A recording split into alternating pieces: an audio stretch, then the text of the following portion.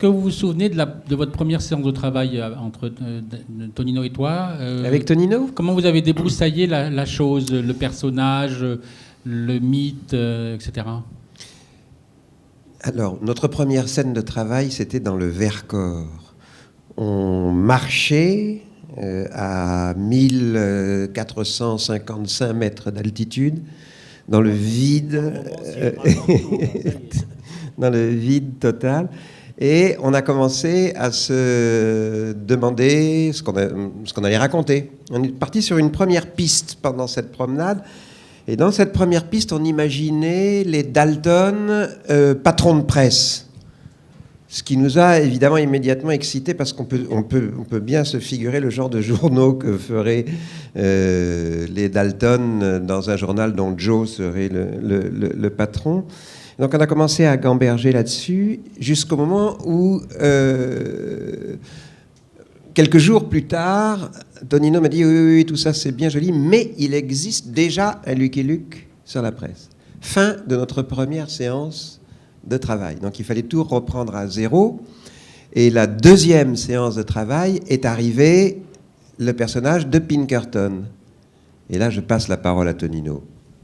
Est-ce que c'est toi qui en as eu plus ou moins l'idée quand même ? Plutôt plus que moi d'ailleurs. Non, l'idée du personnage, c'est en se souvenant de nos lectures de séries noires, où effectivement, on s'aperçoit que ce personnage, qui n'est pas devenu une légende de l'Ouest, était au contraire, enfin, c'était un personnage de l'ombre, mais qui aurait pu rencontrer Lucky Luke. Alors lui est pas très connu, enfin encore moins en France, mais aux États-Unis, le nom de Pinkerton est extrêmement célèbre, et son agence est plus célèbre que lui. Quand Hitchcock dit trouver un bon méchant, trouver un bon rival, et puis déjà peut-être que la partie est presque gagnée, quoi. En l'occurrence, c'était un bon rival pour Lucky Luke, parce que d'une certaine manière, il le remet en question. Il le met à la retraite, tout simplement, en lui disant voilà, maintenant, les temps ont changé, il y a une nouvelle justice, c'est moi qui l'incarne, et donc avec moi, tout un tas de méthodes extrêmement modernes. Et il y a la confrontation entre la justice du cow-boy, légendaire, intuitive, loyale, et puis cette espèce de machine qui arrive avec son armée et ses méthodes. Et c'est la confrontation des deux qui nous amusait et qui nous paraissait riche. J'ai une question à poser à HD à propos de Pinkerton. On s'est aperçu hier, mais hier seulement, on n'y avait pas fait attention tellement ça nous a paru naturel depuis le temps qu'on travaille ensemble, que Lucky Luke a son brin d'herbe vu qu'il est interdit de fumerie comme tout bon citoyen français sur lequel est tombée cette loi, mais Pinkerton, et on ne s'en était pas du tout aperçu, a un cigare. Qu'est-ce que c'est que ce cigare de Pinkerton ? Bon, la marque, j'en sais rien. Écoute, je te rappelle qu'on avait vu des photos, et sur 2 photos, il est avec le cigare. Et alors, bon, c'était très bien parce que dans les clichés habituels, à la fois de la bande dessinée et du cinéma, quand il y a un cigare, c'est un méchant.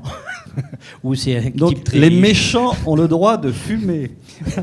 Ben oui, mais c'est comme ça, qu'est-ce que tu veux. De toute façon, dans les un méchants film, ont le droit de fumer, ce qui est quand même le bol, quoi. tu sais c'est aussi... quand même formidable. Ben oui, mais tu sais que c'est comme ça. Maintenant, au cinéma, tu vois un film, le mec, il a un Mac, c'est un gentil. Il a un PC, c'est un méchant. Et il fume, c'est un méchant. Ou alors, c'est un bon sur le chemin de la rédemption. Enfin, c'est des clichés, on les a utilisés, qu'est-ce que tu veux.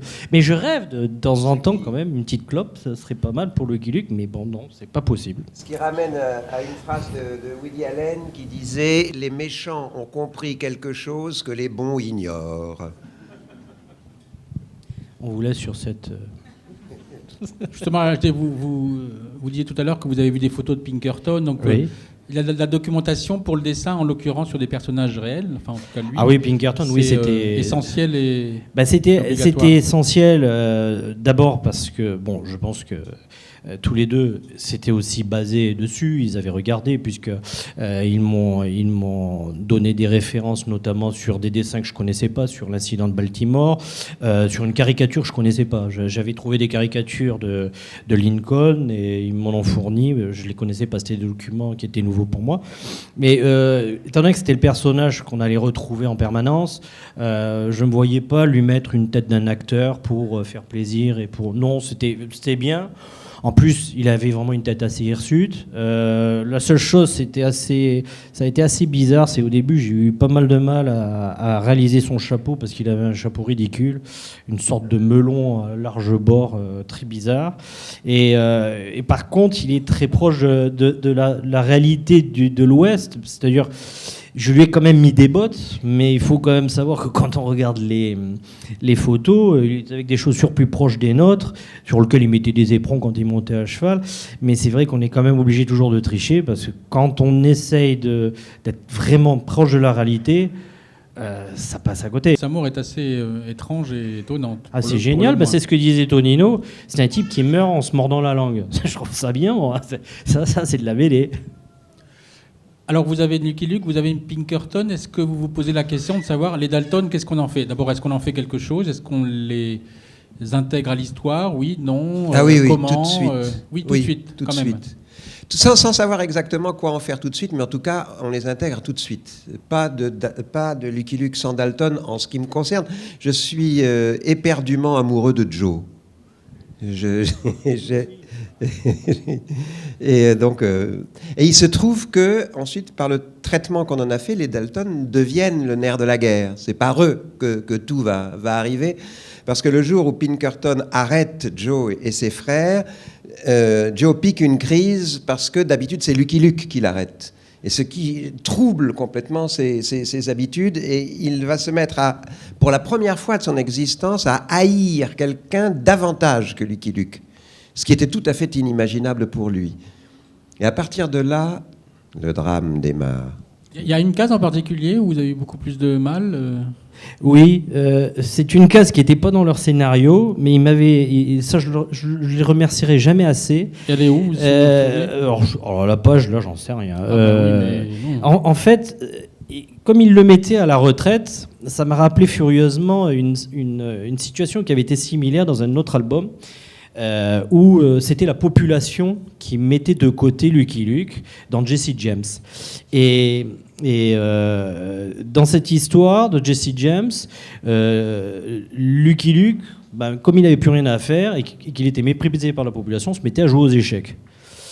Et donc je me suis dit, on pourrait faire faire à Lucky Luke et à Jolly Jumper un truc similaire. Il est mis de côté, donc... Qu'est-ce qui pourrait représenter le plus un individu qui se détend, qui n'a plus rien à faire? Et comme je suis quelqu'un du Sud, je lui ai fait faire de la pétanque. Page 36. Voilà, donc grâce à Daniel Pénac et à Tonino Benacquista, c'est quand même ton heure de gloire, Daniel. Je te remercie. Grâce à toi, j'ai pu dessiner Lucky Luke et Jolly Jumper en train de jouer à la pétanque. Bon, ce qui n'a pas été très simple à faire, d'une certaine façon. Et c'est là où je me suis permis de dire que Lucky Luke préférait tirer que pointer, ce qui était à peu près normal. Qu'il pointe plus vite que son nom. Voilà.